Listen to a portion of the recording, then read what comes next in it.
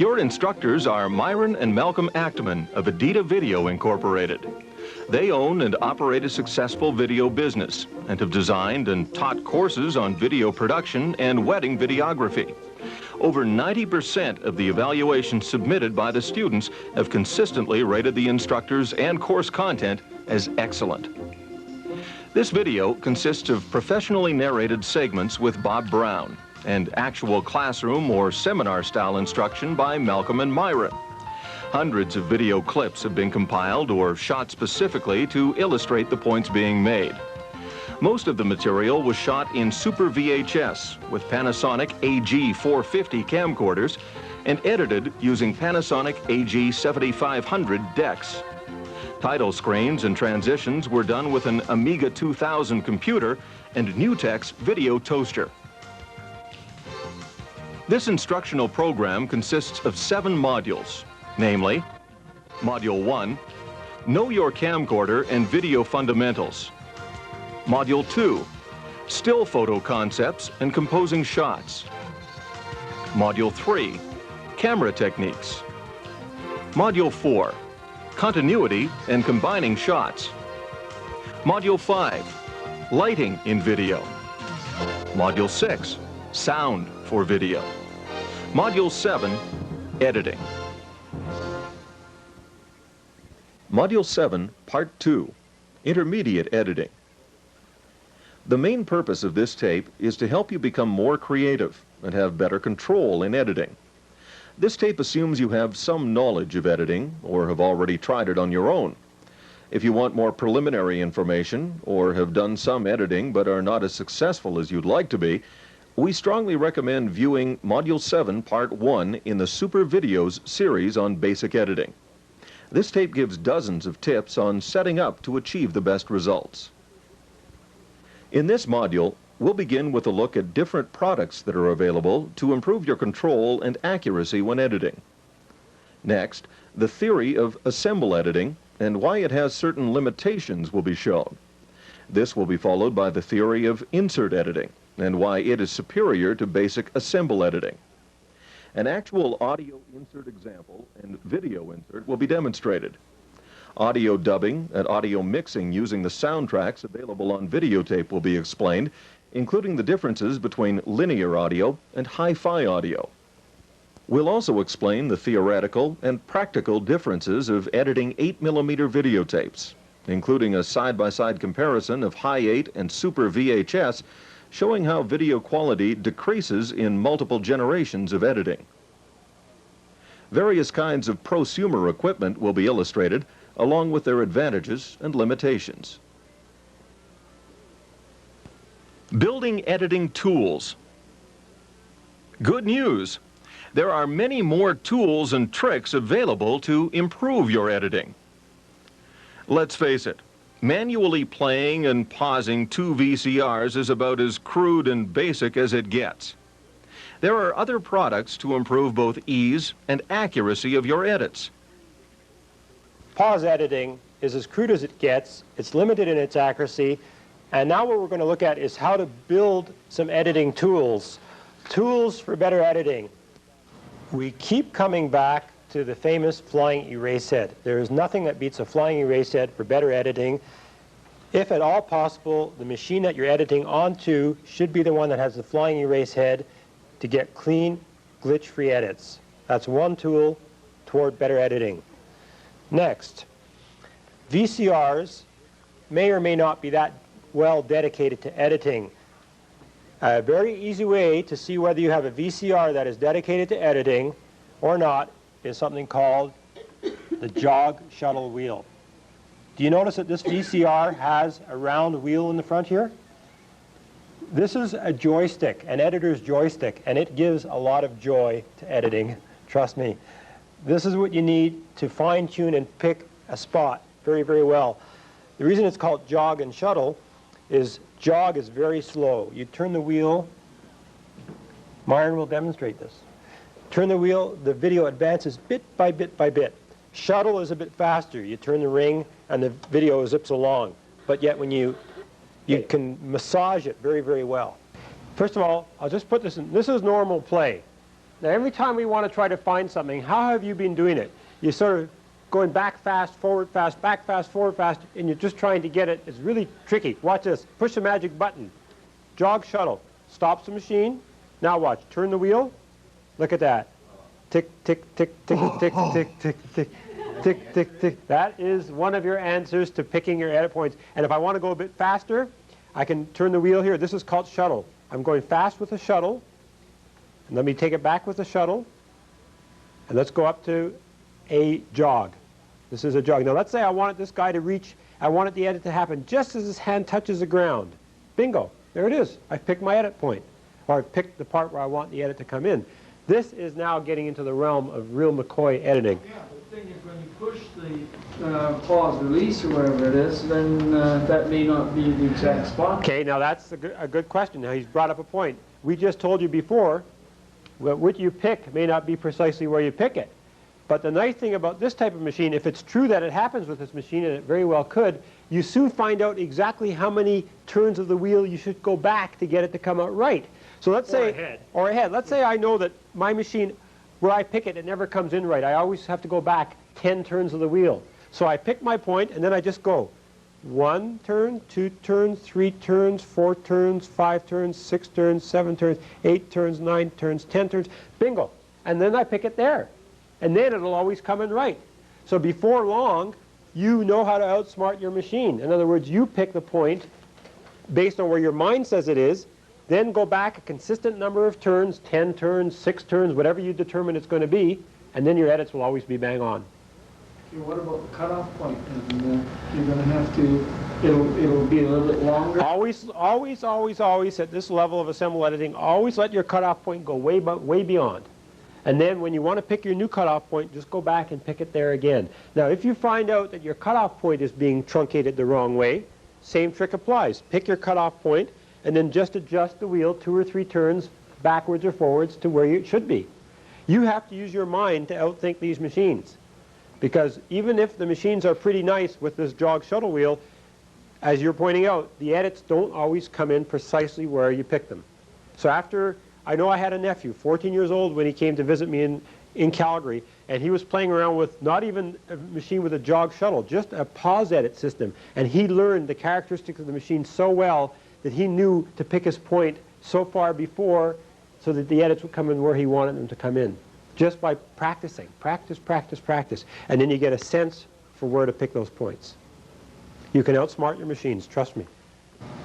The next editing tool that will simplify things considerably is something that will take your reaction time out of the picture. Remember what we said about releasing both the pause buttons at just the right time? This becomes a human error problem. Your ability to accurately release those pause buttons simultaneously at the same time with the same degree of accuracy is very nebulous. It's impossible to say for sure how good you're really going to be at that. So this is how they've overcome it. There are cables that in some cases you can buy that communicate and talk to the two machines. For example, this is a camera, a little higher end, and once again this is a VCR that's a little higher end. And what you do is you've done all the connections just like we did before, pretending we've done those. Then you add one other little feature. You add, which is called a Control S cable. Please do not confuse this with S video. That's that other stuff we were talking about. We're talking now about a Control S cable. That means it controls the machines. It makes one machine talk to the other. And you go into the patch in the back of the camcorder here, which says remote. And then you patch this into a spot right here, which says remote. Actually, what it says here is it says sync edit. And sync doesn't mean kitchen sink. Sync means synchronization. So it's going to synchronize the two together. Then what happens is when she's found her edit spot on here, and she's found her edit spot on here as an example, what you do is you only have to release the pause button on this machine, and it triggers the camcorder automatically. It takes out that human error element. Gives it that added little bit more of accuracy that you can't get when you're just pushing buttons by yourself. Obviously, by eliminating the simultaneous effort of trying to release two buttons and counting on everything to happen at the same time and letting the electronics do it for you, you've eliminated yet another red herring in editing. I deliberately bought that camcorder and that VCR precisely for the reason that they coordinated so well together. I've heard many of you say, oh, I wish I'd gotten a VCR with that feature, or a camcorder with that. Now you know. So in this case, this particular configuration not only gives good quality at both ends, but it's quite accurate. And if anybody's interested in seeing how it actually works, I'd be happy to show you during the next editing break. Sometimes compatibility like Sony, you know, Sony, let's say High 8 tends to work quite well with Sony gear. Again, check that all out before you buy. What I did is before I bought, I researched both the camcorder and the VCR quite extensively through Video Maker Magazine, consumer reports, talking to people. I advise you to do this because whenever you buy, check out the equipment, check out both ends, the camcorder and the VCR. You can even arrange with places that sell VCRs locally to take it home for as much as a week or 2 weeks. There's a certain return policy. And you can try them together before you buy and still take it back without having to pay for it if it doesn't work. So that's something I really advise. I should mention it's a really good thing too that these stores do give you 10 days to 15 days to take the equipment home and play with it, because the salesmen don't know anything about it. Like you go in there and you say, can it do this and this and this, and they say, well, I think so. I haven't read that manual, but another manual I read sort of said you could do that. Yeah, right, that's really going to help you on the machine you're buying. But the trade-off to that is that the bigger stores, they will let you take a machine home for 15 days, money back guarantee if you're not happy. And in that 15 days, you go home and do everything you can with that machine. See if it does what you need it to do. If it doesn't, bring it back, get your money back. They'll try to sell you another one, but you don't have to buy. Have I got a toy for you? We can go one better in terms of getting a control on our accuracy with something called an edit controller. More and more of these are coming out at the consumer to prosumer level, and in terms of the professional gear, as you'll see later, it's standard practice in professional gear to have an edit controller. Here's an example of what an edit controller looks like. All it does is it helps you control the play VCR and the record VCR, again with some kind of communication link. Now this particular one so happens to use Control L or Control Lanc, L-A-N-C. It stands for, you don't want to know what it stands for. It's a long technical sounding word. Control L is, I think, a little more sophisticated than Control S because the cable communicates in two directions, whereas Control S kind of only goes one way. And what you do is, it's just like before, but instead of connecting a play unit to a record unit, you take all the patches out of the play unit and you go into the edit controller in the back. Then you take another set of identical patches out of the edit controller and into the record deck. So let's say it was video and audio and video out of the camcorder into audio and video of the controller, audio and video out of the controller into audio and video in of the deck. But the other thing that does it, the trick for you, is the Control L in this case. Control L out of the camcorder. Not all camcorders have it. Control L out of the camcorder into Control L of the edit controller. Here it is right here, in fact. Just a little bitsy little guy. And then Control L out. This is the other side of the edit controller into Control L of the VCR that you're going to patch it to. Once you've got it all set up, then you no longer push the buttons on your VCR or camcorder to control everything. You push the buttons on here. This is like a remote control device in a way, with play, rewind, edit, everything on this side. Play, rewind, edit, everything on this side. What do you think this side is? The player or the recorder? Being on the left. All right, that's the player. And what do you think this side is? The recorder, right. And notice too, this has jog shuttle wheels for each machine. 2 of them. Not one, but two jog shuttle wheels. All right, which means you will have precise control of moving step by step through your camcorder footage, as well as precise control as moving step by step through your editing deck. Not only that, but to address your concern, with these machines, they are programmed to take into account the so-called lag characteristics that we talked about before. So what you see is what you get. Not always, though. What you have to do with some of them... Well, I should qualify it. What you actually have to do is tweak and adjust this edit controller to your particular machine. Because this is made by Sony, doesn't mean it only has to be used with Sony gear.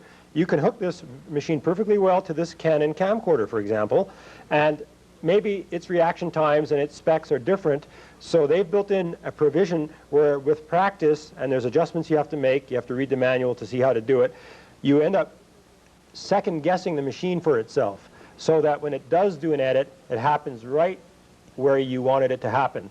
Again, plus or minus a little bitsy bit of inaccuracy, but not as much inaccuracy as you had before. So all we're doing when we're talking about building editing tools and building an editing setup is showing you the progression from simple pause editing to starting to make the machines communicate, to starting to make the machines communicate now through a controller, and then all I can add to that is there are controllers and there are controllers.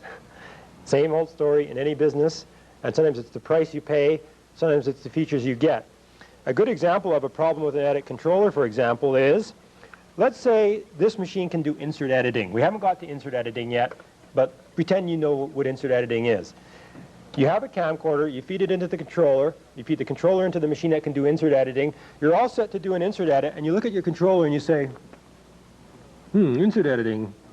Where is insert editing on this controller? Doesn't even have insert editing. You know, you check the instruction manual, it doesn't even have insert editing. So what's the good of having a controller to control your machines if when it comes down to the bottom line and you want to perform a certain function on your machine, the controller can't even do it? In this case, this controller is a great controller for doing assemble editing, which is the kind of stuff we've been talking about, where you're just building your videotape up, chunk after chunk, and it can manipulate two machines very, very well. But you'll see as we get into more advanced forms of editing, it helps to have a controller that can do it. If I was to do that, then I would bypass my video board, the editing board there, and just go right from my camcorder to my back, and then I could do my insert but the frustrating thing is you run out and you spend $900 on what looks like a great edit controller, only to find out later on that it doesn't support all the features that your hardware can do by hand. You know, so that's disappointing to find out. And the other thing, as I said before, is the accuracy problem. Some controllers and the way they work with VCRs are more accurate than others, and other controllers, the consumery ones, don't promise particularly great accuracy. By that I mean like they might be a second off. Sometimes they can be a lot closer. But you'll see as you get into other equipment that you can get a lot more accurate than that, especially as we get into the professional gear. Sell that in their retail stores, like that type of thing? Yes, this is sold in the Sony. What's the retail on that? Mr. $900 Canadian in this case. Rarely. It's tough, but the best bet is if you're not sure, the Sony store does have that return policy too. So buy it for 15 days, play with it, see if you like it, and then return it. And then go to another Sony store and buy another one for another 15 days. That kind of thing. I want to mention one thing quickly here too also, is how accurate, now that you have had a chance to do your editing, how accurately do you think you can pick your edit points now in the room here? Would you say you're plus or minus 5 seconds? Would that be a safe plus or minus, or are you better than that? Are you better than 5 seconds? How good are you? Second. See, he's down to a second with practice, and that's a fact. You can get, with the crudest of all equipment, down to an accuracy of about a second with practice. You may find it hard to believe. We're having trouble. But we can get, with practice, with your own gear, diligently working on it, you can get that accurate. A second is about 30 frames. A second is quite a bit when you're talking about video. However, when you start getting into systems like this, and if everything is tweaked up nicely, you can get to an accuracy much better than that. You can get to an accuracy of perhaps 1/10 of a second. So 1/10 of a second is almost faster than we can blink. Not quite, but it seems like it in video. So 1/10 of a second is good control, and that's the kind of accuracy we can start to look at when you look at spending the bigger bucks. And I want to say in professional gear, we're working to within a 1/30th of a second accuracy. That's one frame of video, because there are 30 frames of video in a second. I can edit with my equipment, you'll see some of it later, to within one frame, 1/30th of a second accuracy. And that's what we call control. That's true control. Now, does this have preview? Preview your edit? Yes. Yeah. Okay, let me explain what preview is. This is the ultimate joy for a editor. What this means is you can set the edit points, hit a button for the edit to happen, and remember, like I said, this will drive both machines and get them going together. But then guess what you're doing? You're actually doing a preview. You're seeing it happen on your TV set, but it isn't really happening. It's just making the machines go through the motions, but it hasn't actually committed it to tape yet. It's beautiful because you could see it. You watch it and you say, whoa, it's okay, but I think I'd like to actually get the guy throwing the football. I'd like to see him actually moving back a couple more steps before I do that edit. So you just adjust the point accordingly, reselect the in point, and preview again. Why not preview again? There's no law against it. In fact, you should preview every edit. It should become an absolute fact of life. Preview every edit. See how it looks? You like it, then you go for it. You don't like it, you change it again and preview again. There's no limit to previewing. And the other thing I was going to ask you is, Philip, is this machine giving your machines a pre-roll? Do you get a pre-roll? Does it backwind the machines a little bit before the edits occur? I don't know. Okay, well, some better edit controllers and also the way they're communicating with certain VCRs will do a pre-roll. What that means is it actually rewinds the two machines together in unison, let's say 3, 5, or 7 seconds, and then you actually sort of see that happening on the TV set. You see it going, it's kind of taking the tapes back. Then the machines start in unison, and you see the first maybe 3 seconds before the edit is going to actually occur.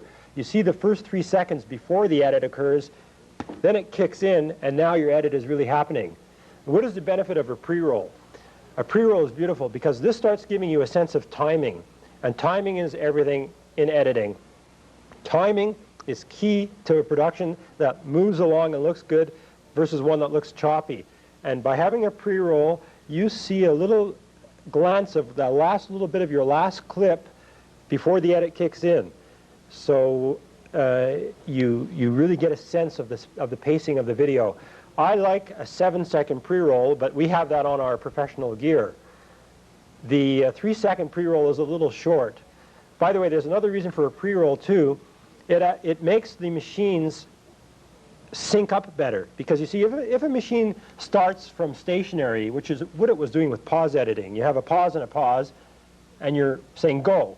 The machine is sort of shocked, and it's got to go right from a standing stop. Like it's just stop there. It's not the best way to do video editing because video kind of requires the tape to be up to speed. And even a flying erase head is a bit more tolerant, but still it's nice to have for the video to be up to speed. And that's what a pre-roll gives you. It gives you a chance for the machines to go back a few seconds, get up to speed, and then the edit kicks in. And since it's coming in on the fly, it's a really clean edit every time. When machines have the ability to pre-roll, the edits are so clean that it's impossible to see them with the naked eye.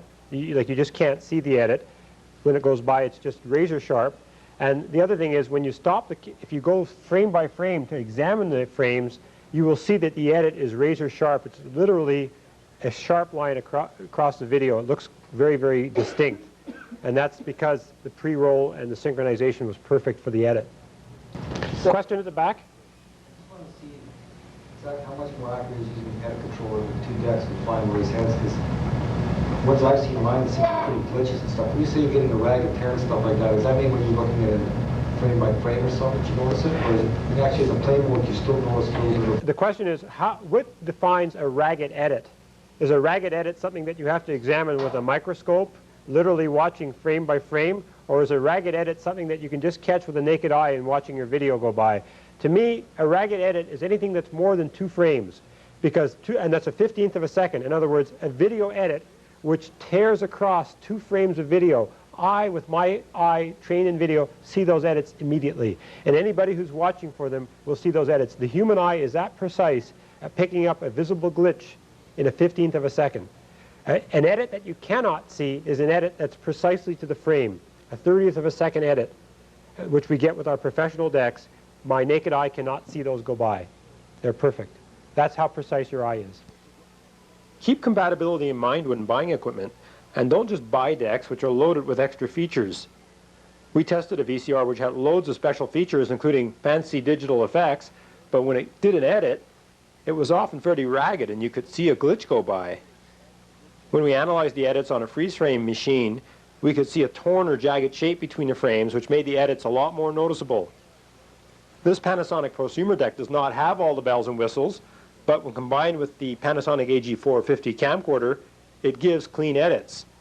So look for that and stay with gear which is compatible and performs well. Since we're talking about compatibility, remember, different machines may not pre-roll the same way or produce edits exactly where you pick them. So test the equipment yourself if possible and buy decks which will work well together. Another point, by the way, about timing, it's one thing to time every edit and improve and get a good sense of timing because of the pre-roll. It's one thing to have that edit by edit. But there's another aspect of timing, and this is all part of the art of video, is what's the sense of your video overall, the whole sense of timing in the whole production. And the way you determine how that is you, after you've done maybe 3 or 4 minutes of your edited production, rewind it to the beginning and just sit back and watch it. Yeah, that looks okay, that's ragged, that's not so good, that's nice, I like that part. And take it through from time to time. Sometimes it actually helps to put the project aside for a day or two and then come back and watch it a day or so later. It's like saying you want to see the forest for the trees kind of thing. And that's all part of developing a sense of timing too. But you're going to be pretty much limited with pause editing. It's something that cannot progress very, very far. Yeah, you were saying, and I didn't realize that when I first started, that once you've edited back over here somewhere and you've got it on your master, and you go back and you realize you've made that classic mistake. It just does, there's no continuity, or you can't go back there and change that edit. Okay, his question is, let's say you do go back a day later and you watch your production. Let's say it's a 5-minute production, and at the 2-minute mark, between 2 minutes and 2 minutes and 30 seconds, you really botched it. Like it looks useless compared to the rest of the production. It just moves too slow, or something looks really fishy about it. You want to go back and change that stuff that you did earlier in the production. To do that requires insert editing, and that's coming up next. So that's why I don't want to even answer that yet. It can be done, but only if you have the ability to do insert editing. And so far, everything we've shown you has not explained how that can be done.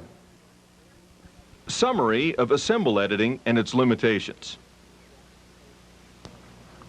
One thing about assemble editing is it's very one-dimensional. You can only go in one direction, to answer your question. You're building chunk after chunk, as we said, of audio and video together in one direction. You're going forwards on the tape. That would be like a painter painting a painting, and you can say, paint my portrait, but you can't make any mistakes. You can start putting your paintbrush to canvas, but once you go, you can't go back and go over anything or change anything or adjust the shading. Whatever hits the canvas, that's it. That's what assemble editing is like. Does that sound good, or does that sound iffy? Don't you think humans are entitled to make a mistake and shouldn't we be allowed to change our minds? I think we should. Thank goodness for insert editing, and that's what's coming up next. When you're doing your editing, no matter how you do it and you're laying it out, does the audio have to go in at that time, or can you write to it after and then apply it? Normally, if you're doing assemble editing, the audio and video are happening all together. But you're jumping ahead again, because with insert editing, you have total creativity. You can plunk in different audio later, different video later. Assemble editing. Theory. I'll draw a cross-section of, let's say, VHS tape. VHS tape, we know, is 1/2 of an inch wide. When you take a tape and play it in your camcorder or VCR and it's never been recorded on, what does it look like on the TV set? It's never been recorded on. You've seen it already. Snow. No. Okay. It looks like this on your TV set. And that's because this tape has never been recorded on. It has no reference point. There's no data on it, so to speak. When you record videotape in your camcorder, remember we talked about laying down black for 2 or 3 minutes at the start with your camcorder? This is really what's happening, even with the lens cap on.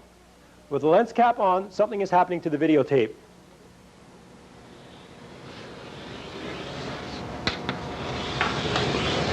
A control track is being laid down on the videotape. It's like an electronic signal which tells the tape that now it has been recorded on. It even tells the tape which speed to play at. Remember we talked about the different tape speeds, like standard play and the slow play? This control track tells your VCR which speed to play the tape back at. It's simply the speed it was recorded at, but that's what it's for. So what it is, very simply, is a series of electronic pulses that are put down on the tape automatically as the tape is being recorded. They're invisible electronic pulses.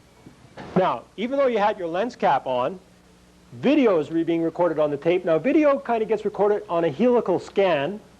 The images are actually diagonally placed on the tape. Now, if you hold the tape up like that, do you see the images on the tape? No, it's not like movie film. You don't see them, but that's how electronically they're recorded on the tape. The other thing is you may have had your lens cap on the camera, but the microphone was still working. You may notice that you'll hear yourself talking in the background while you record your 2 or 3 minutes. That's because audio was being recorded at the same time. And the camcorder is recording audio right on this part of the tape. It's kind of near the edge. Now I'm talking about half-inch VHS tape here. Remember that. When you do assemble editing, we start, let's say, recording from here. You record your first scene, and guess what happens? Let's say you stop right there. You stop right there. What it means is the control track has been recorded up to here. This is a brand new tape, let's say you're starting. This is all the tape looks like. So, you've recorded your first scene. What have you recorded? You've recorded audio, you've recorded video, and you've recorded a control track right up to here until you stop the camera. This is unrecorded snow. That's all that would be. This would be unrecorded snow if this was to play now. Let's say you start the camera again. It starts to record new audio and video and new control track until you stop the camera or pause the camera again. This, once again, is going to be snow. And every time you stop and start the camera, you record 3 things on tape. You record video, you record audio, and you record control track. That's assemble editing. Now I'll show you how insert editing differs from that. Explanation of insert editing. Theory. Insert editing requires that the tape already be recorded on. The entire tape, or the part you want to work on certainly, and do insert editing on, has to already have been recorded on. So you could record anything. You could record, once again, black in your camcorder. You could record a program off the TV set. Doesn't really matter. The point is, you record something, and continuously, just let it record. And of course, you record it at SP mode, which is the fast speed. And when you've recorded a tape, what it's got on it is it's got audio, video, and control track. Now notice what I've done here. Let's say I've recorded 2 hours of tape in my camcorder. From beginning to end, what have I got on tape? I've got an image, maybe it's just black if I kept the lens cap on. But what I've got is I've got a tape now that's got continuous control track. I've got a seamless control track. It just goes completely uninterrupted from beginning to end because I never stopped my camcorder. Now, when you do insert editing, this is what you edit. You can edit audio and video together, let's say, or separately, but let's say we're saying it together. And let's say you start and you want to do an audio-video insert. You want to just lay in a new picture somewhere in the middle of your video production. Your video production started here. You liked everything maybe up to here. But something about this shot is wrong, and you want to change it. Well, when you change it in insert editing, this is what changes. The audio changes. The video changes, because you put new video in here. But the control track doesn't get touched. It just goes... The information just goes down to here. It doesn't touch the control track. Whereas before, remember I was drawing the line right through there? We were chopping and getting new control track every time we stopped and started the camera. Now we're not. We're not touching that control track. You can't control this. Like, you have to have equipment that's designed and electronically set up to do insert editing. And higher-end VCRs can do it. Some of the nicer, newer camcorders can do it. Your equipment must be able to do it. Let's put it this way. I went around the room today and I looked at most of the equipment. And most of you people in the room have what we call consumer-level VCRs. And I've looked at the gadgets and the buttons on them, and very few of them in the room will allow you to do insert editing. They just don't have that capability built into the electronics. So all this stuff we're talking about, although it's great to be able to do it, you have to buy the equipment that has that feature, insert editing capability. Now, the advantage, of course, of insert editing, as I said before, is the ability to go back earlier in the tape and change your mind. For example, remember I said leave 2 or 3 minutes of tape at the start of your production because you may want to put a title in? Well, this is what you would do. You would go to the very start of your tape. Let's say your video started right here. But remember, you've recorded black before that. Now I'm going to tell you to put a title in here. Well, if you have a machine that can do insert editing, and it must be a machine that can do insert editing, you will put your title in, and this is how it will get recorded. You start recording, but notice where I'm drawing these lines, I'm not breaking the control track again, am I? The control track is clean right through. This is your title now on videotape. And when the title comes to the end, this will be a very clean edit if you have good equipment, because you have not broken the control track and you have cleanly inserted a title at the start of the production. In other words, you've gone back to something that was even earlier and laid it in after the fact. It doesn't have to be here either. You could decide maybe, as I said before, that you want to change a shot in the middle of your production. And as long as you're doing insert editing, you're going to have a clean edit at both the in and the out points, and you'll be away to the races. This editing is a much purer form of editing. You appreciate here because you are not breaking the control track, there's less chances of getting glitchy edits. Assemble editing, even if you have good equipment like you have, you're still breaking the control track every time you do an edit. And there's an electronic surge there in a sense, and unless you have really good equipment, sometimes that will show up. It may show up as nothing more than a blip on your TV, like the video will be playing, and you'll get to that particular shot where you did an edit, and it'll just kind of blip like that on your TV. Better equipment is overcoming this, but older stuff used to still have problems with it. So that's one beauty of insert editing, is it's pure and clean. You're not damaging the control track. The other thing that's a total advantage of insert editing is the ability to edit audio and video separately. When you get into better equipment, you can choose which of the two you want to put in independently of each other. Let's, for example, say that I want to just change. I've done my entire production. It's completely edited. I shot shots of the zoo, and there's noises and kids playing, and I'm making coughing noises as I'm filming because I had a cold that day. And you have all this nice-looking footage on tape, but the sound is crap. It's just you're coughing and wind noises, the wind blowing in the microphone of your camcorder. You don't like it. You think you have a pretty good production here, but something's wrong with it. Wouldn't it be nice if you could just put some nice mellow music over the whole thing? Well, the way you do that is you do an audio insert. You leave the video intact, and you lay in music. You have to connect, of course, some kind of musical machine to your VCR or camcorder. For example, you can take audio out of a tape recorder to audio in of your VCR or camcorder. You push audio insert if the camera has it or the VCR has it, and you start playing the music out of your compact disc player, and toodly-doo, some nice music gets laid in right here on the audio track. What are you going to see and hear when you go back and play the video? You are going to see your shots of the zoo, but you're only going to hear nice mellow music.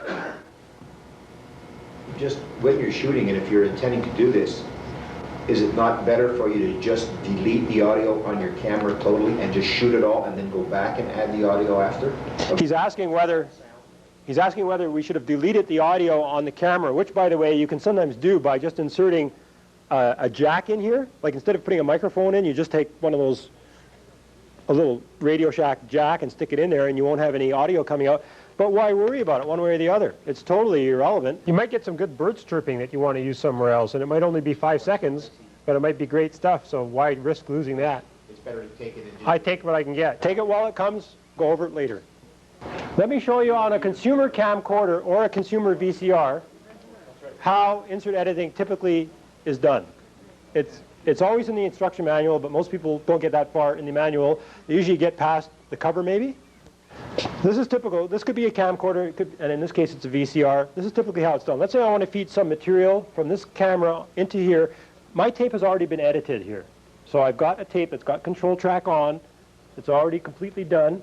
But I want to go back earlier and put something in, maybe a title, or I want to put some different audio in, whatever the case may be. This is typically the steps that are usually involved with doing it. They tell you to hit play and find where you want your shot to actually end. This is the new footage that you're going to be putting in. Not so where it begins, where it's going to end. So you just hit play, and the counter is going, and the counter is going, and you're watching it on a TV set, and you say, okay, I want it to end right there. So let's say you hit pause, and then what you do actually here is you zero the counter. So I hit 0, and now my counter is zeroed. Then it says, now go back to where you want this particular new stuff that you want to put in to begin. So you just go rewind, scan, or whatever, and you go back to where you want it to begin. And you hit pause again. Then what you do is you hit memory. Now, why did I hit memory now? Well, what it means is when this thing gets up to 0, 0, 0, 0, it's going to say, hey, I'm not only at 0, 0, 0, 0, I'm at memory. And that means shut off, shut myself off. So that's where the machine will actually automatically stop itself at that point. But what do you want to do? Do you want to do a video insert, or do you want to do an audio insert, or do you want to do both? Well, some cases you can only do both together. But in this machine you can do either. So let's say you want to do an audio. Let's say I want to put some audio in. So what I do is I hit play, it's in play pause, I hit play pause and audio dub together.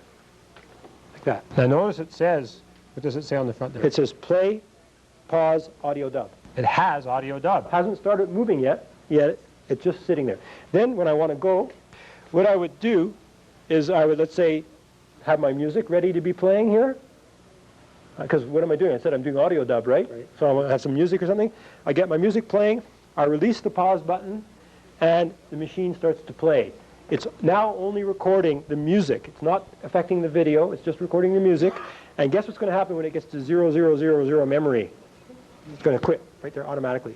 And the same thing. Talk about a number of steps to memorize this one. I mean, you need a PhD in VCR. But that's how most of the camcorders you guys have out there, if you've got the ability to do insert editing, that's how they're going to work, as well as most home VCRs. The exact same thing would have been true if I would have wanted to do a video insert. Okay, what I would have done instead is the same kind of, going up to the mark and marking it with a 0 and going back and hitting memory. The only thing I would have done differently is I would have hit play, then I would have hit pause, then what I would hit? I had hit video dub. Now it's all queued up, and it's waiting for me to give it some new video to lay in. But remember, this is after the fact. This is earlier in my production. I'm not adding on. I'm going back earlier in the production, and not only am I going to get a clean edit where the video comes in, I'm going to get a clean edit where the video exits. Anyway, that's what I would do. I would release the pause button, and it would play, and I would start my camcorder going here with new video coming in. Maybe it's a better shot that I took later on at some other date. And it's going to play and play and play until it hits to 0, 0, 0, 0 memory, and it's going to stop right there and give you a really clean edit at the beginning and the end of the insert. And that's a consumer version of insert editing in a box. And what does that cost? This VCR is an old antique. I got this one in 1980. I paid about $1,800 for it back then, but VCRs like this cost $400 today. Well, with insert editing, you'd be lucky to find one for $400. I'd say $600 would be a more typical price. Another dimension to doing insert editing is using an edit controller in your setup. Good edit controllers can control audio and video insert edits. So if your camcorder or VCR can do it, and your edit controller can do it, where you actually go, okay, I want to do a video insert. I'll push this video there. I don't want any audio coming in. Okay, and you set your spots and you perform it, and only the video gets put down on tape. On the other hand, you may go back to another part of a tape and you say, okay, here's where I want to put my new music in. I like the video is just fine. I want to put some music in. So can the video, and we just want music. So you activate two buttons, and now let's say they're lit or whatever the case may be, and they tell you that now you're ready to lay in new audio. And you perform the edit, and only the audio gets laid down on tape. And of course you can preview it, you can have a pre-roll, you can see everything that's happening. All these things are the kind of glorious things you get with more advanced edit controllers. And it's not until you get into that realm that you can really do a lot of good stuff.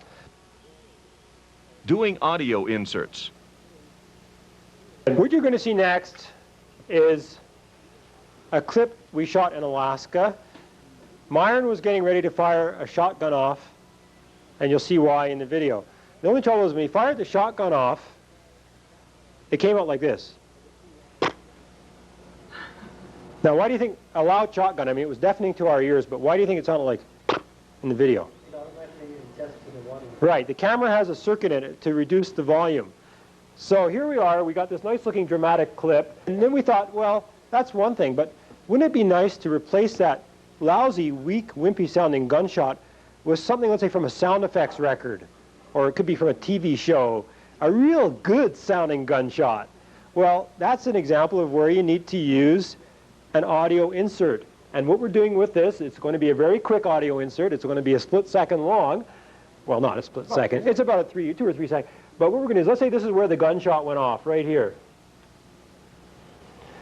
We're going to take the old lousy sound, which was, this is the sound we're talking about. This is just linear sound now, which was a real wimpy gunshot sound. And using audio insert editing, we're going to change that little bit of audio with the audio. No, you'd have to have real tight control over that so that you wouldn't go beyond. Yeah. I mean, that seems like it would be difficult to do. The question is, you have to have really good control. We have professional equipment that can edit, as I said already to you, to 1/30th of a second. So I can watch the gun going off and say, okay, I got to go just a little bit before the gun went off and keep the ricochet sound kind of afterwards for just a second or two and lay that right in there. Try to do that with your pause process, and all I can say is good luck. Well, let's just play it, Malcolm. We're with Myron Ackman, who's going to be firing a shotgun into the wilderness to attract additional campers to the campsite. This is a very interesting shotgun. It looks like the type of thing the Mafia would use. And we are ready for action. I'm just going to back up slightly. I'm going to aim a little bit more. Stick it this way. Back up slightly. I'll go left to foot. Right there? Perfect. Ready, Malcolm? Yeah. I don't think there's a bear within 50 miles now of this camp. I want you to hear what he said. I don't think there's a bear within 50 miles or so of this camp. That was a deafening shotgun blast. Weren't you all impressed by how loud that shotgun blast was? Okay, now, here's what we did with it. And we are ready for action. I'm just going to back up slightly. I'm going to aim a little bit more. Stick it this way. Back up slightly. I'll go left to foot. Right there? Perfect. Ready, Malcolm? Yeah. I don't think there's a bear within 50 miles now of this camp. That seemed like a bigger kick than the last one. Yeah. I wonder if that was a bigger shell. I think I used a bigger shell. No, it couldn't be from the same box. Give me a bigger kick. Those are the comments of Myron Ackman after firing the gun into the wilderness. To do that, how, would it be possible for me to do something like that? That's kind of the thing I'm interested in. Well, would it be possible to do, with this unit, as far as I know, this doesn't even control an insert edit. My deck and camera will do insert. Yeah, so you'll have to go directly from your camcorder into here directly without using this, because this has no way to activate or trigger the insert edit that you require. Even if you could do it with this, because it's not professional level machinery, to get that kind of level of accuracy, you're really begging to get it for that kind of money. Do you want to roll that clip one more time? I just wanted to, just the last part of it. And we are ready for action. I'm just going to back up slightly. I'm going to aim a little bit more. Stick it this way. Back up slightly. I'll go left to foot. Right there? Perfect. Ready, Malcolm? Yeah. I don't think there's a bear within 50 miles now of this camp. That seemed like a bigger kick than the last one. Yeah. I wonder if that was a bigger shell. I think I used a bigger shell. No, it couldn't be from the same box. That's just to show you can have fun with this sort of stuff. So in other words, when you have the professional control of insert editing and accurate editing, you can do these sorts of things. No. When you're bringing sound and music into a video production after the fact, there's always the question of copyright infringement. Well, it's illegal really to use copyright music without permission. A lot of people do it for their own personal use, and they'll probably never get caught and never get in for trouble for doing it. But it's when you start to make commercial gain from the endeavor yourself, and you've used someone else's copyrighted music, then you're treading on thin ice. I guess what we're saying is if you're doing a wedding video of your sister or your brother, and you decide that they have a nice song they really like, and it's from an album, and you insert, edit new audio from that album, you are breaking the law. But it is sort of unenforceable. It's like making a photocopy, one photocopy. It's technically breaking the law, but it's not really enforceable. Well, it's like what I said earlier about recording hockey games so I can watch them later. I'm breaking the law, but I'm just using it for my own use. I'm not going to take that hockey game and try to sell the video on the say 8th Avenue Mall, you know, for a profit. For single use, own use, you can do this sort of stuff. Next, let's examine video insert editing. The next example is kind of the reverse. What we did in the next example is yeah, it's on this tape, it's coming right up, is we're in a restaurant in Alaska, and we recorded the music kind of coming out of a speaker. There was a restaurant, lots of noise, clickety-clackety, and the normal kind of restaurant sound. But for a while, we thought we're going to keep the ambient sound in this restaurant in our final video. So we just stood kind of aiming it close to a ceiling-mounted speaker. You won't actually see the speaker in the video. And it's kind of honky-tonk music. And we recorded all this honky-tonk music. Then what we did is when we got back to our editing studio, we edited the audio onto a tape. Just the audio of the honky-tonk music, continuously, no interruptions. Then we went around at the time in the restaurant, shooting all these different shots of people eating in the restaurant, doing different things. And what we're going to do now is we're going to video insert just those different shots. There's, let's say, a shot of the bartender is going to go here. This is just insert editing. Remember, we're not touching the control track. We're not even going to touch the audio. We're just doing the video inserts now. And the next shot might be of a lady taking a drink from a bottle of whiskey. And the next shot is something else. And all of these shots are going to get laid in totally independently of the audio. That's called video inserting. Got it? Okay, let's see how that clip looks. To produce the next example, first, room tone was recorded on location. The camcorder was simply aimed toward a ceiling-mounted speaker to record the ambient sound of the restaurant. Later, using video inserting, a variety of different clips taken in the restaurant were laid into this musical soundtrack.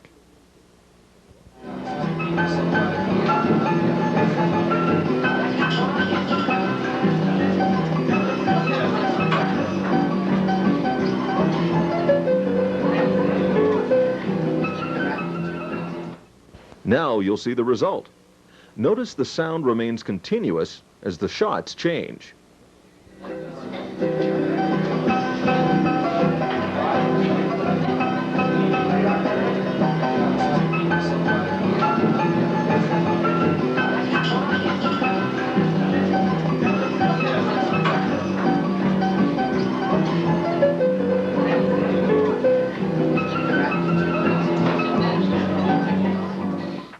That's how it's done. Now you can appreciate if we were in the restaurant and we just wanted to get all those shots. So I shot this fellow eating over here, then I stopped my camera, walked over here, shot a sign, stopped my camera, shot something over here, stopped my camera. The music would sound like this. Ding, ding, ding, ding, ding, ding, ding, ding, ding, ding. You know, every time you stopped and started the camera, the music would hiccup. So that's why you want to be able to do an audio insert afterwards, or vice versa, record a bunch of audio first and do video inserts after. Can you go the other way around? Could you do all your tape, your editing, and then insert the whole soundtrack? Yeah, you could have done it the reverse. You could have laid in all these pictures first, and then decided later what music you wanted to use, and patch that music over the whole thing. The beauty of insert editing, you have total flexibility of going either way with it. Why did you do it the way you did? Why did you video insert instead of audio? Because it's my seminar, and I can do it whichever way I wish. Actually, it depends what you want to achieve. If you were trying to put images into a musical beat, well, chances are you would put the audio down first, and then you would start editing those images. Like every time you wanted, like, ding, ding, boom, ding, ding, boom, and every time you hear like the beat you wanted the video to change, you'd have to do your video after the fact. But on the other hand, if you were trying to smooth out a series of fairly ragged-looking shots, you might have a regular collection of different shots and smooth it out with the audio later, and it doesn't really matter how critical it is or whether it's matched to the beat. So exactly which sequence you do it in depends on your particular goal creatively, what you're trying to do. That's the key word, creative control. And you have to appreciate that without the ability to do insert editing, if you're only going back to what we showed you this morning with assemble editing, you have very, very limited creative control of your video. When I record audio, that's how it gets recorded. It gets recorded right on this linear track, and it is mono. What some manufacturers have done, and a lot of VCRs have this, is they record linear audio, but it's actually stereo. They divide this, as narrow as this track is, they divide it into left side and right side, and you actually get stereo sound out of this. It's still linear audio, but it's stereo. Doing separate left and right audio inserts. You can do a few more tricks with insert editing in the VHS format. Most of the better editing decks have 2 channels of linear sound, and you can choose to record onto both simultaneously, or you can select one at a time. Since you got 2 tracks in the linear track there, can you have all that music recorded and then put somebody's voice on maybe just the right side? What a clever boy. What a clever boy. He spotted the fact that there was 2 audio tracks on there. With the better equipment, once again, you can do split. So you can do music on one of those audio tracks and my narration on another audio track. You could do a musical soundtrack, if you had the equipment that could do it, where you would put the music on this half of the soundtrack, say from a CD or something. Then later you would pick a microphone up and you would connect the microphone into your VCR or whatever the case may be, and you would start talking. You'd say, okay, here we are at the zoo. It was a great day today, no wind at all. Notice I said no wind. There really was a wind, but you don't want people to know there was a wind. And you're doing this talking, and it's getting laid in with the music now, but you're doing it not at the same time as the music. You're doing this maybe later, separate from the music. So now you're putting your narration in on this track of the linear sound. When you play it back, you're going to hear both together. You're going to hear your voice and the music together. The only thing about doing it this way is because you're splitting hairs here, the music is going to sound kind of iffy. It's not going to sound really like it's got a lot of body, because the quality of the recording that you get on the tape is not that great, and your narration may even sound a little bit wimpy. Truthfully speaking, this isn't the right way to do it. The better way to do an audio and video mix of, let's say, music and narration is to use an audio mixer. And the way it's done is you would feed, for example, a tape recorder into this mixer, and you would feed a microphone into this mixer. There's connections in the back where you do all this. You feed a tape recorder or a compact disc player into here and a microphone into here, but you take the sum total of what you're going to be mixing here and you come out. There's an output and you go to your recording VCR. That's the loop that you make. Now you've got control of the sound inputs that you're doing. So let's say the music is too loud or too soft, or whatever you need. You just play with a slider, and then you start to talk. You might want to do it. You want to hold that for a minute? So you start to talk and you say, testing 1, 2, 3. Meanwhile, the music is playing. You're just testing right now. Testing 1, 2, 3. Testing 1, 2, 3. Testing 1, 2, 3. Testing 1, 2, 3. Testing 1, 2, 3. Testing 1, 2, 3. Right about there is where you want to have your voice relative to the music. How do you know, by the way, what's coming out of here? Well, if it's going to your VCR, you can put a set of headsets in your VCR and listen. That's where you wouldn't have the headsets on. Yeah, sometimes they do. Sometimes they have the headsets on here, sometimes they have it right out of the VCR. That would be the best. Right? Generally out of the VCR, because then you know what's coming to the machine. Yeah. And you get a nice mix of the two, and then you take that blended output out of the mixer, the music narration blend, and you feed them into your VCR. So what you're actually doing is you're mixing the stuff first. Like this is the audio track here. But what you're doing is you're creating your mix kind of in the mixer back here. You've got the two, and you're kind of getting a nice little mix of the two of them together. It's voice and music, but you've blended them to just the right level, and you feed that entire mix right into that track, into both tracks. Into both tracks, so you're actually taking the whole byproduct of your effort and laying it onto the entire track. Well, then when you're feeding it in, would you feed it both into the left and right? Yes, you would take the output from here and go into the left and right jacks and get a good beefy sounding solid mix of the two coming in. By doing it that way, though, you're not going to get separation, like maybe voice on the left channel. No, you're not going to have separation. Like if you went back later, let's say you had done it the first way, where you had a guy talking in English here, and you had music here. The advantage of doing it this way is, let's say a guy says, I like your tape, but I want a French one or a Spanish one. I want this tape produced in another language. So all you'd have to do is you could erase over the English talking by putting French or Spanish talking instead. But you couldn't do that if you've already mixed the two together first. The advantage of mixing the two together is it gives the whole sound more body. It just sounds fuller, richer, thumpier. Everything just sounds greater. And not only that, if you're doing it while you're talking to the mic, let's say for quite a spell you're not going to do much talking. Well, why leave the music low? Bring the music up a little bit more for that part. So maybe there's 15, 20 seconds where you're not talking at all.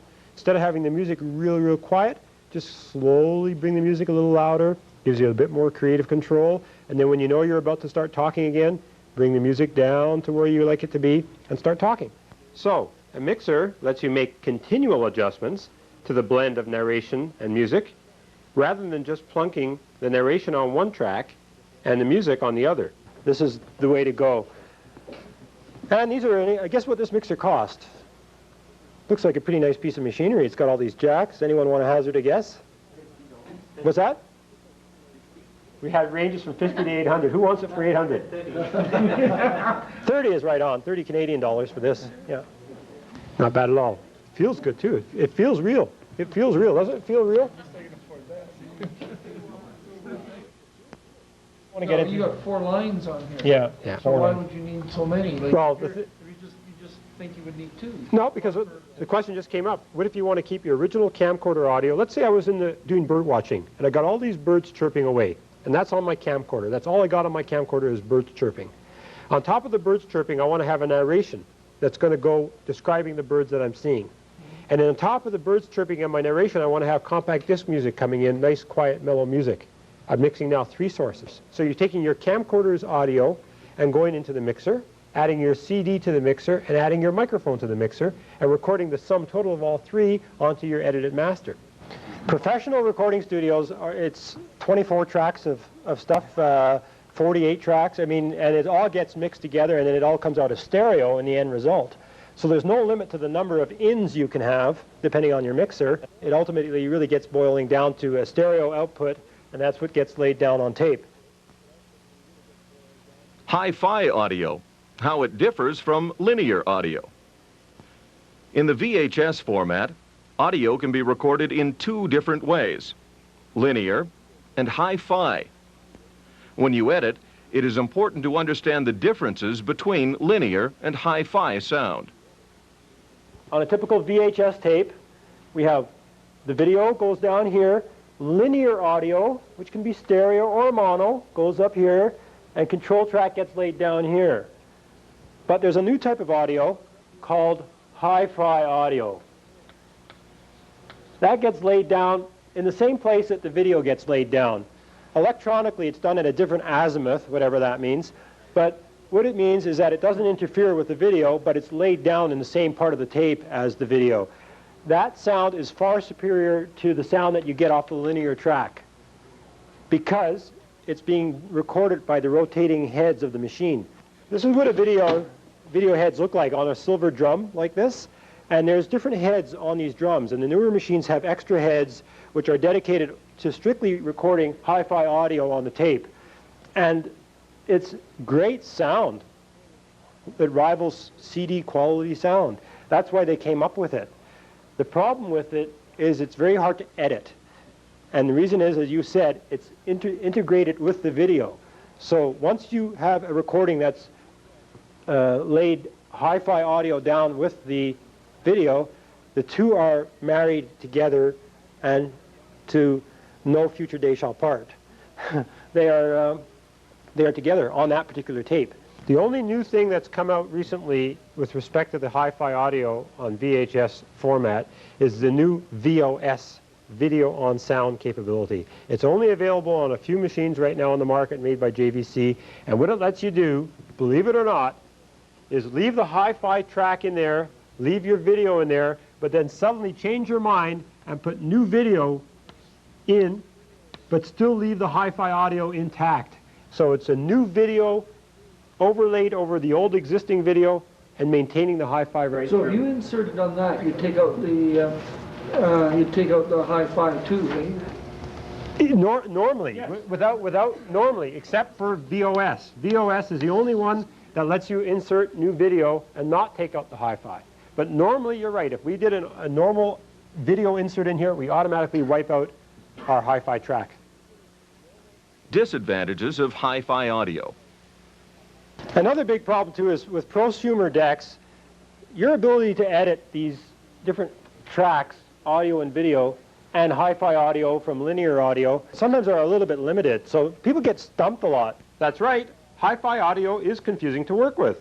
And because it gets recorded at the same time as the video, you can't really erase it. So you may end up with audio in your final production that you don't really want to have. Even though we have professional decks, we prefer to work, as we said, strictly using the linear audio track and mastering the whole production that way. Hi-fi sound is much higher quality than linear audio, but it is a real nuisance to edit. The ability to edit hi-fi audio is poor as well. We have professional decks. We can handle linear audio or hi-fi audio. No problem. Our decks can do it all. We got professional decks, right? The trouble with hi-fi audio is, let's say you're trying to find a spot on the tape. You're trying to cue it up. You're turning the jog shuttle wheel, and you're trying to figure out when the guy's voice becomes quiet and when he starts to talk again. When you have his voice on hi-fi audio, you can't hear the audio when you're turning the wheel slowly. The tape has to be up to speed. This is FM frequency, and it has to be modulated at the right speed. And because of that, unless the tape is playing at the proper speed, you can't hear that audio. Whereas the linear audio, if you have high-end decks like we have, you can hear it. As you're turning this wheel, you'll hear. You can actually, and then when the guy is quiet, it goes. Then it's quiet, and then you keep turning. You sort of hear a real low mumble of it all, okay? And it's great for editing. Did that well. Yep. Okay, so what happens is, maybe I should live my life in slow motion. I don't really know. That's one reason why I like linear audio, is because I can cue it a lot better. Plus, it's much more editable. Like we showed you, it's totally independent of the video, and you have much more creative control when you're working and trying to manipulate it. Most consumer VHS and Super VHS camcorders only record mono-linear audio. However, more and more newer models are coming out which also record hi-fi audio in stereo. 8mm and Hi8 camcorders always record hi-fi audio with the video. And we'll look at the pros and cons of that in the next section. 8mm and Hi8 editing. 8mm is a little different from VHS video that we just talked about. Let's show why. Someone here, quick, at the top of your head, a quick difference between 8mm and VHS tape. Quick difference. Size, all right, you win. Okay. Boy, you know, this crowd, I didn't think we had such a bright crowd. I will now draw a piece of 8mm tape. Whoop, got to make it a little bit skinnier, because it's only 8mm, right? 8mm is less than a half an inch, which is what this stuff was. What does unrecorded 8mm tape look like on your TV set? Unrecorded 8mm tape. What does it look like when you just pop a tape that you've never... Black? Blue? Green? Orange? Someone want to give me a burgundy gray? Snow. It looks like snow, just like the other stuff did. Nothing's been recorded on the tape yet. This is how stuff gets recorded on 8mm tape. Does that look familiar? Guess what that is? Is that the audio or is that the video? Or is that the control track? Right. Everything all rolled into one big ball, more or less. And if you have 8mm gear, chances are you will find that you cannot do separate audio and video inserts with almost all the consumer 8mm gear that's in this room, because it doesn't have the configuration that VHS tape had with all these separate areas. It's all kind of on one. This, I should explain, is AFM audio. This is one type of audio that's recorded on the tape. AFM audio and video get recorded in this area.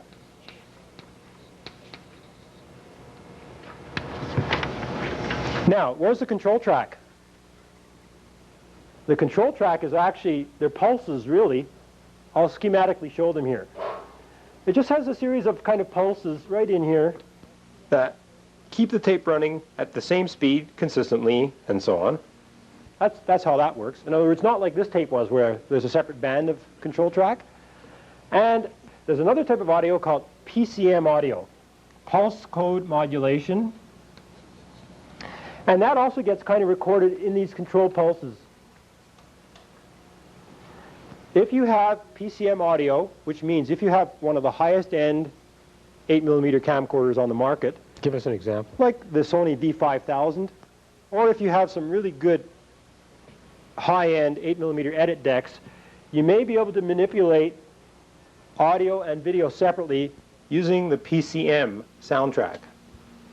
But most consumer stuff just has this soundtrack, the AFM soundtrack, and the video, and they're all together, and you can't do any video inserts, and you can't do any audio inserts, and it's real poor in that regard.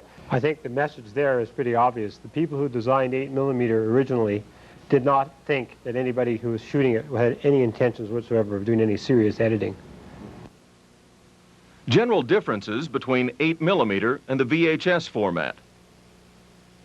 Some of the principles of 8mm editing are the same as VHS, and some are different. All 8mm and high 8 units have flying erase heads for glitch-free edits, so it doesn't really matter which machine serves as the player and which one is used as the editor.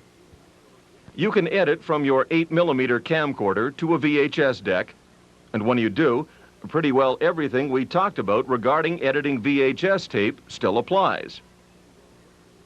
The other thing about 8mm tape, because it is smaller, it's more prone to dropouts. Any little dust on the heads will show up as imperfections on your video.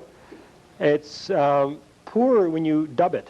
When you're editing 8mm, if you're only working 8mm to 8mm, and you're editing from an 8mm camcorder to an 8mm edit at master, and then let's say you want to take that 8mm edit at master and make copies for your friends on 8mm tapes, the quality goes down a lot more quickly with 8mm than it does with VHS. And comparably, if you have high 8 and super VHS, high 8 drops in quality quite a bit more quickly than super VHS drops in quality when you're working with it.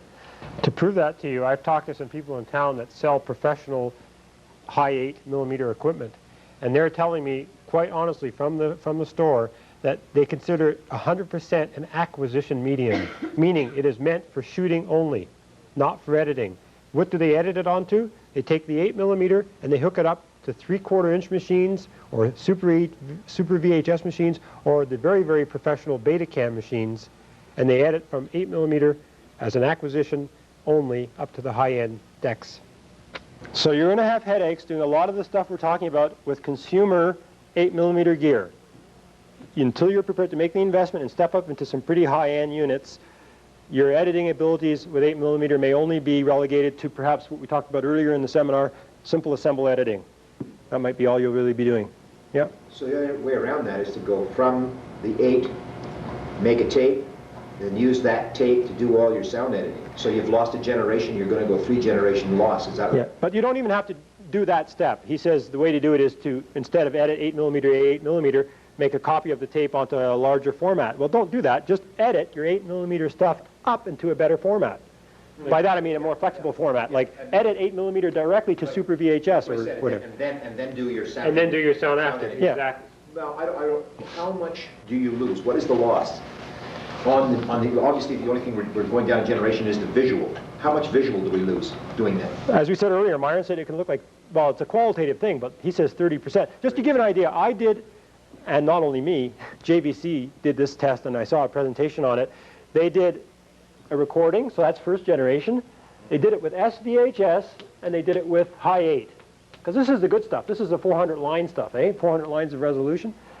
Then they made a third-generation copy. By the way, to do that, you have to make a copy of the copy, and then a copy of the copy. Then they did it to fifth, and they showed side-by-side comparisons. Now, at the first generation, there was pretty good match. You know, it wasn't, there wasn't much of a big difference between super VHS and high 8. They looked pretty even. By the time you got to the third, there was noticeable deterioration of the high 8, And by the time you got to fifth, this was totally useless. Like, no one would accept this as a viable product, let's say professionally anyway, whereas fifth generation Super VHS was holding its own. Now, I did the same test myself, and to be very consistent, I used a Canon L1, which is the highest top-of-the-line high 8 camcorder. It's like this, but it's even a little bit fancier. And I went from a Canon L1 to a Sony B5000 high 8 camcorder. These are high-end camcorders. And I shot the footage in the L1, went to this camera, took the tape out, put it in here, made a copy, took the tape out, made a copy, got my third and fifth generation versions.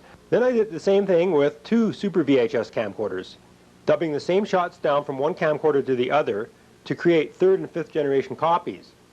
And so here's a comparison. Super VHS is on the left, and high 8 is shown on the right. And as original camcorder footage goes, they both look very good. Here's third generation. Notice how the high 8 footage on the right has lost a lot of color, and it's losing a lot of detail in the fence and the grass. By fifth generation, high 8 has totally lost it. It appears virtually black and white and very fuzzy. And I did one other thing that the average consumer doesn't have the benefit of doing.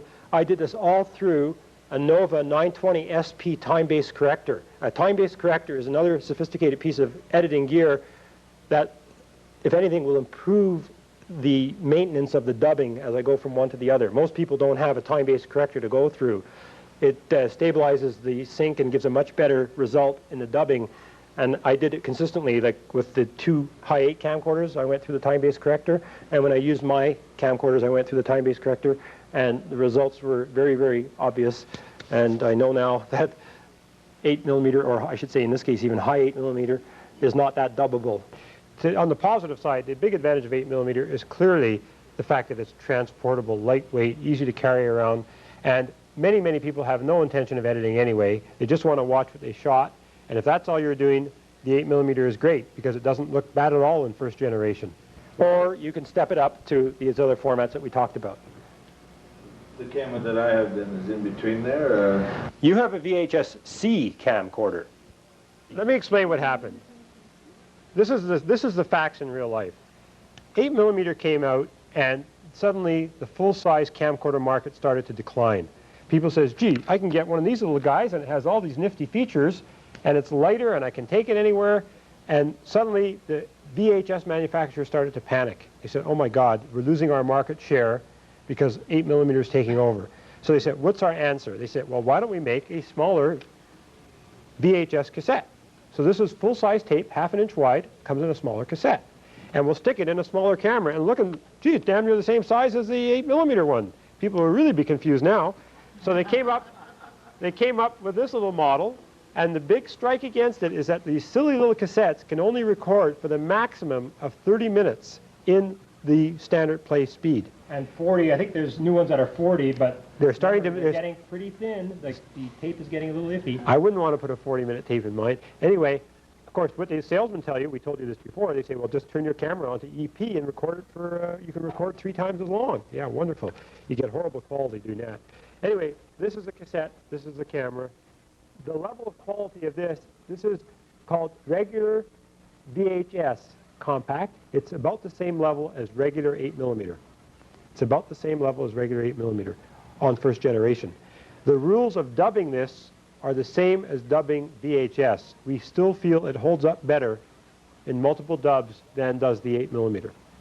And there's Super VHS-C. That's the Super VHS equivalent of VHS-C. It's higher, 400 line in resolution as well.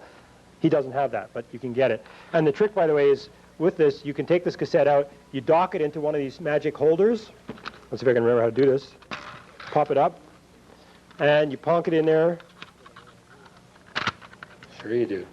I've done this never. Okay, no, listen. It's closing. Okay, now it's threaded. This is ready to go into a full-size VHS machine now. Some people like it because of that. The newer machines on the market, JVC has one out, and so does Panasonic, now have a tray that comes out right out of the machine, and it will accept either size cassette. So if you have a compact one, drop it in the tray. If you have a full-size one, drop it in the tray. It'll take either size. So, that's the pluses, but the negative is we'd never want to put one of those dockable things in the high-end equipment because they can be more fritzy or, you know, it can cause problems if you ever try to put it into a high-end editing suite. when I run this in my edit machine, it sounds like it's... And if you shoot in that longer mode, your stuff is such poor quality you don't want to edit it. You're stay compatible right across the board.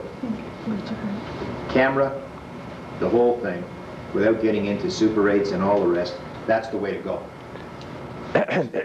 Well, I mean, I don't own any. I mean, I'm here for that very reason. Our preference would be, if you wanted to know, if I was to tell you to get anyone here getting started in video, I would say immediately, if you're serious about it and you even think you want to do a little bit of professional work, get immediately into high resolution, which is Super VHS. If you must work in high 8, or if you must work in 8mm, buy high 8 because it's much higher resolution, and plan on maybe editing it to Super VHS. Who was it that did that? That's what you did. Yeah, You took our course too, though, right? Yeah. So he listened to us. That's great. So he got himself a high 8 camcorder, and when he came down to editing it, he realized, I'm not going to edit to high 8 because it's such a nuisance to work in.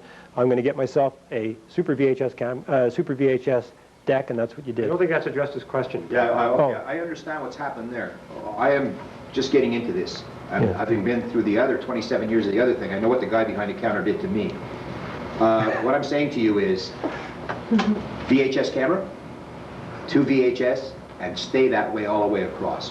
It's a simple way to go. Now, what is the cost there, roughly? Ballpark figure. I know you can go the boys with the beta cams, but I'm talking about an average middle-of-the-road outfit.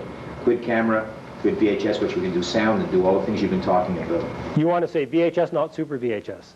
Well, Super VHS. Super VHS? Super VHS. Keep it all compatible right across. What are we talking here to do that?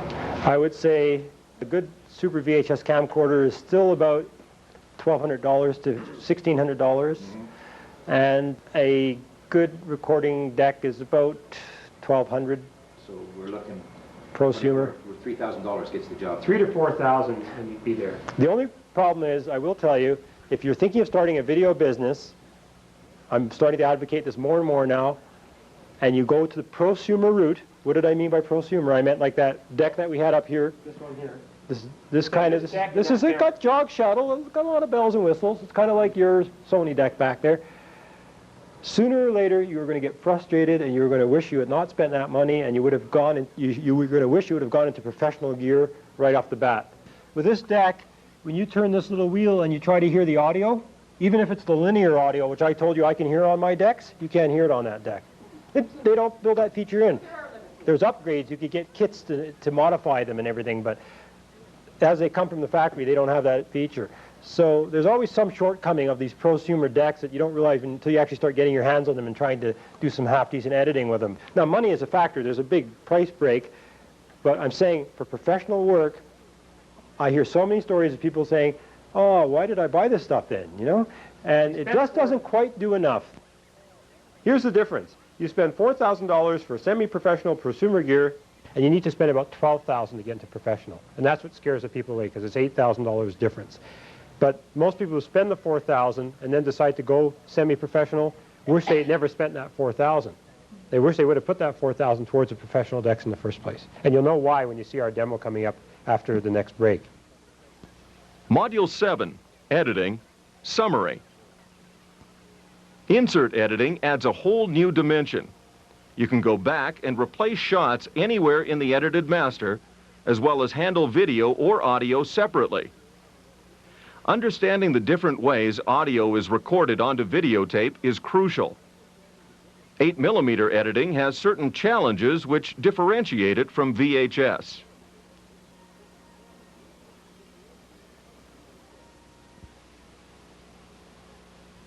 In this module, you were shown a wide range of tools and techniques to help you improve your control of editing and increase your creative possibilities. In the next tape on advanced editing, you'll be given a complete overview of professional editing equipment and be able to appreciate the advantages over prosumer gear and intermediate editing. You'll learn techniques used by the pros, editing tricks, split edits, and much more. You will see how it's all done in Adita Video Studio. You'll learn post-production techniques using the Amiga computer, Newtek's video toaster, and Panasonic's WJ MX12 mixer. Learn about time-base correctors, edit decision lists, A/B roll editing, and timecode. There will also be tips for running a successful video business and how to take a corporate video script from concept to completion.